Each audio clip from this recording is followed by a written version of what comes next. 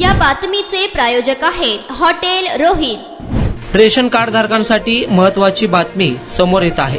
जर तुम्हाला रेशन दुकानातून यापुढे नियमितपणे धान्य घ्यायचे असेल तर तुम्हाला ई-केवायसी करणे बंधनकारक करण्यात आले आहे। जर तुम्ही रेशन दुकानात जाऊन ई-केवायसी केली नसेल तर तुमचे धान्य यापुढे बंद होऊ शकते। रेशन धान्य मिळवण्यासाठी सर्व रेशन कार्ड धारकांना ई-केवायसी करणे बंधनकारक असून पुरवठा विभागाकडून या संदर्भात शेवटची संधी देण्यात आली आहे। 15 फेब्रुवारी पर्यंत ई-केवायसी केली नसेल तर 16 तारखेपासून रेशन दुकानातून रेशन धान्य मिळणार नाही असे आवाहन जिल्हा पुरवठा अधिकारी संतोष सरडे यांनी केले आहे।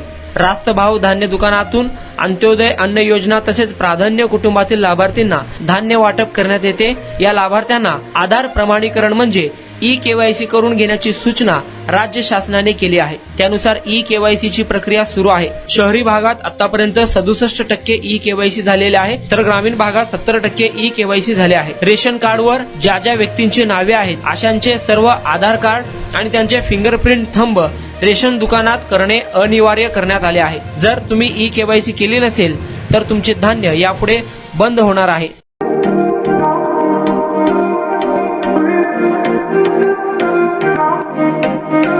सोलापुरात व्हेज नॉन व्हेज जेवण मिळण्याचं एकमेव ठिकाण हॉटेल रोहित। चवीला टेस्ट हॉटेल रोहितचे जेवण बेस्ट। बर्थडे पार्टी, कार्यक्रम, विविध पार्टींचे ऑर्डर्स ही स्वीकारले जातील।